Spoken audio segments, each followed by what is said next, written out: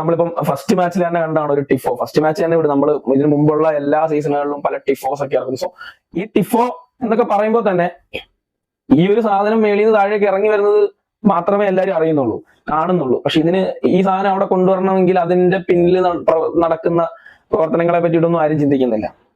അപ്പം ഒരുപാട് ഞാൻ മാവേലിക്കരയിൽ നിന്നാണ്, ഞാൻ ഇവിടുന്ന് ട്രെയിൻ കയറി കൊച്ചിയിലെത്തുന്നു, കളി കാണുന്നു, രാത്രിയിൽ തിരിച്ച് ട്രെയിനിലൊക്കെ ഞാൻ പിടിച്ച് തിരിച്ച് വീട്ടിൽ വരുന്നു. എന്നെ സംബന്ധിച്ച് ഞാൻ എടുക്കുന്ന വലിയൊരു എഫേർട്ടാണ്. മാച്ച് ഡേ ഞാൻ അവിടെ എത്തുക എന്ന് പറയുന്നത് വലിയൊരു എഫേർട്ടാണ്. ഞാൻ നോക്കി കാണുന്നത്, ഞാൻ ഇത്രയും സ്ട്രഗിൾ ചെയ്ത് അവിടെ വരുന്നുണ്ടെങ്കിൽ അതിലും വലിയ സ്ട്രഗിൾ ചെയ്തിട്ടാണ് മഞ്ഞപ്പട അവിടെ ഓരോ കാര്യങ്ങളും ആ സ്റ്റാൻഡിൽ ഓർഗനൈസ് ചെയ്യുന്നത് എന്നുള്ളതാണ്. അപ്പൊ ഈ ഫാൻസിനെ നിങ്ങളെ ഇങ്ങനെ വില കുറച്ച് കാണരുത്. അത് നിങ്ങളുടെ തെറ്റാണ്. നിങ്ങൾക്ക് അതിനെ പറ്റിയിട്ടൊരു ധാരണ ഇല്ലാത്തത് കൊണ്ട് തന്നെയാണ് എന്നാണ് എന്റെ ഒരു അഭിപ്രായം. അപ്പൊ ഇങ്ങനെയുള്ള കമന്റ്സ് വെറുതെ ചൊറിയാൻ വേണ്ടിയിട്ടാണെന്നുണ്ടെങ്കിലും നമ്മൾ ഇടപെടും.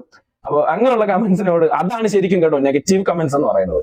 അല്ലാതെ ഇപ്പോ എന്റെ അടുത്ത് വന്നിട്ട് ചിലർ പറഞ്ഞു, ബ്രോ നീ എന്താ റീച്ചിന് വേണ്ടിയിട്ട് വായി തോന്നുന്നത് പറയരുത്, അവിടുത്തെ സിറ്റുവേഷൻ അങ്ങനെയല്ലായിരുന്നു, ഇങ്ങനെയായിരുന്നു, അങ്ങനെയായിരുന്നു. ശരിയാണ്, ഓക്കെയാണ്, ഞാൻ അവർ പറയുന്നതിലൊക്കെ അംഗീകരിക്കുന്നു. അപ്പോ ഞാൻ റീച്ചിന് വേണ്ടി എന്നുള്ളതല്ല ബ്രോ. അതായത് ഞാൻ എന്റെ അഭിപ്രായം, എന്റെ മാത്രമല്ല എന്റെ കൂടെ ഉണ്ടായിരുന്നവരുടെ, അതേപോലെ എന്റെ ചുറ്റും ഇരുന്നവരുടെ ഒക്കെ അഭിപ്രായം മാത്രമാണ് പറഞ്ഞത്. അപ്പൊ നിങ്ങൾ ആ ഒരു കമന്റ്സിനെ ഞാൻ ഒരിക്കലും നെഗറ്റീവായിട്ട് കാണുന്നില്ല. അതൊക്കെ ഓക്കെ ആയിട്ടുള്ള കമന്റ്സ് ആണ്, എന്റെ വീഡിയോയ്ക്ക് തക്കതായ കമന്റ്സ് ആണ് വന്നത്.